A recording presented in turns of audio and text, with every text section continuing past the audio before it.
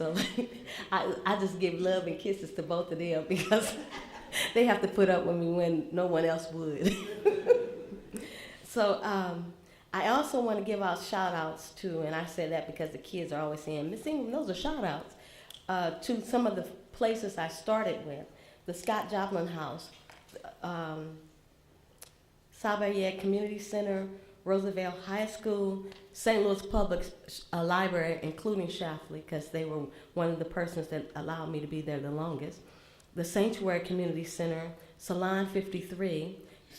She's my great friend, and I was blessed to allow me to be a part of an art exhibit when a national art tour was here. The Nation of Islam, Mosque 28, allowed me to place the exhibit there. And this is just a few of the people and places that I've actually had. It started out small and has grown to this level. And I want to thank all of those people who have seen the vision that I saw, and they were willing to help and support that. I now want to tell you about the Dows, this whole thing. You got some time? It's not going to take too long. It's not going to take too long. When I first started the project, I was doing me with the kids. When I go into the schools, the students are really angry. They're angry. I don't know where the core of this anger comes from, but they're angered. And I wanted to take them out of their environment and take them outside. But I had to figure out a program or a project to get them outside. So what we did is start with community of self. So they took photographs of each other. So that meant they had to be teamed off. So people they didn't really like, they had to work with. And then after they teamed up, they had to get group shots. So they had to know other people in the classroom. Then I told them, okay, each person got a camera. I gave them point and shoot cameras. They went out to take photographs of their friends and their family. They brought those back. We processed those. And every time you took a photograph, and we had a list of to-do type photos, but they had to write something about someone. And it had to have 5 positive elements. So they had to come back with information. So they come back and we work on that. Then we had the community of school. So they had to find positive things in their school environment to come back and journal about. So they did that. Then we said we go outside the school. That meant a day outside with a camera. Ooh, fun. So we get outside and we start walking, and they start asking questions, and I literally started teaching about geography, like where are we in the city of St. Louis in reference to the arch? Can you tell me where you live in reference to the school? So they kind of got an idea that Miss Ingram's taking us out here to study. We learning stuff out here, but it's fun because we outside doing this. So we would walk, and one day we passed this monument. We passed it. We didn't take a photograph, we passed it. That's when I realized that's someone's child. We've passed it. We haven't talked about it, we haven't investigated, but we're looking at our community and we've passed it. So I said, let's document this totem. At the time I was calling it totem instead of shrines. And I said, find 3 things positive about the monument. Tell a story, even if you don't know the person, tell something positive that you can see from the monument that would create something positive in the life of the person who's no longer with us. So we did it. And then I thought to myself, Lois, don't ever pass a monument. You know, that meant I would stop in my car every 5 minutes. Because in the city of St. Louis, even though I thought I was observant, I thought I could see everything, I looked for everything, I didn't know how many there were because I had been passing it. It became a part of our landscape where we just didn't recognize them. That was somebody else. That's not our trouble. We don't have to observe. We don't even have to think about it. So it was normal for the landscape to look just as it was. And I said, it shouldn't be. Someone is expressing love for someone who is no longer with us. And they're probably doing it by themselves. Because at first it was only a few teddy bears. Now they've gotten extravagant. But sometimes it may be a simple flower. Just a simple flower, simple bear, simple sign that says, rest in peace. And I said, I was stopping my car, taking photographs, and I started doing that, and I said, well, what am I gonna do with these? What can I do with these? And I said, I need to show the St. Louis area that there is a situation where we're ignoring people who are grieving publicly. Because they're grieving out of love for the person. They're saying, hey, my child has died. I want people to know. I want them to understand I love this person. Can they live on in someone's heart?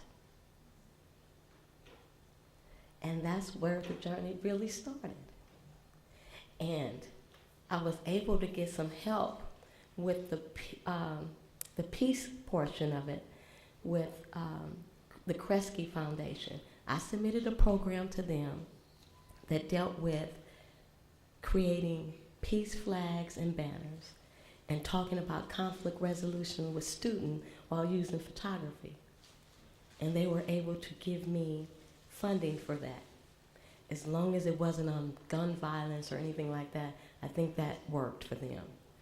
But if you go out to this exhibit, you will find less than 2% had anything, 2 images out there had something to do with gang violence. The rest has nothing to do with gang violence. So this is universal. It has nothing to do with, it's nothing about status, nothing about color, creed, women, men. It has no bias. It is about grief and the love of someone that has lost someone, the love for someone. Now, in this journey, last year, I wanted to take it up to a national level because I had done some work here in St. Louis, and I know people and friends were like, we're tired of hearing it from her. What can she do now? So I said, I'm gonna see how I can do this nationally. And I knew that I would have to be focused on that. And the Regional Arts Commission had a project, a pilot program that offered artists a year to focus on their project. And I was able to write a proposal and was accepted. And so we finished December 2012. I gotta say, I graduated. And it was a wonderful experience because it allowed me to focus on the travel. And when they talked about me traveling the 8,973 miles, that was from Detroit to Atlanta, New York to LA. And I did it in less than 2 months.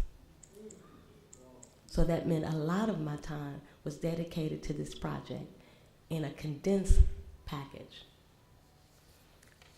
Now, I'm finished with the story. We're going to allow you to ask questions in a few minutes. I'm going to tell you about the exhibit and how you should view it. The exhibit, if you go out this door and go to your, I even wrote the directions down so that I knew what direction it was headed. It is your, it's the northwest corner. Everybody got me a northwest corner. Hey, the northwest corner. You're going through that door. It's at the bottom of the step is where the project starts. It tells you how it really started, but I want you to pay attention to the middle image. The larger image is St. Louis, and the other images are just the 4 corners of the United States.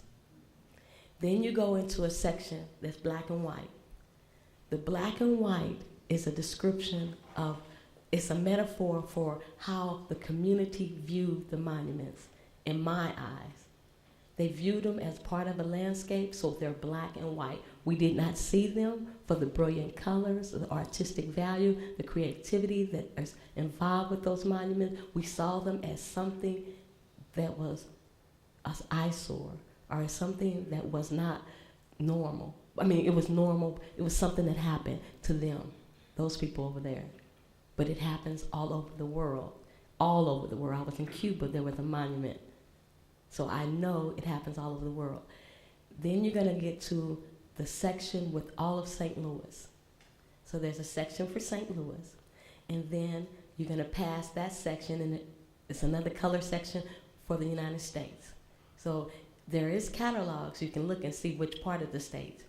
And then you're gonna get to a monument.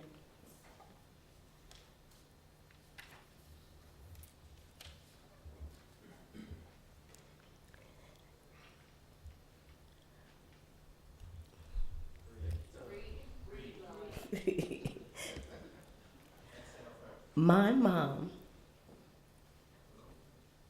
was killed in 1988 from a home invasion. Because it was a homicide, the system basically told us not to speak about the killing so they can catch the perpetrator. That was 2 years. They caught the person. He was a serial killer, and he killed, the headlines were Sister Pat Kelly serial killings. My mom was a minister, and she helped quite a few people. She had a home invasion, she died. 2 years after they caught him, they still wanted us to be still through the trial. So that was 4 years that I didn't grieve, nor did my family. This exhibit is that expression of love for Reverend Doris Hayes. You're gonna see a monument erected for her. And then you're gonna see a mirror that if you have any comments or anyone that you wanna express any information about, you can stick it on the mirror. And then there is a video, we're gonna do peace flags. And if anyone wants to create a peace flag, they're able to do so.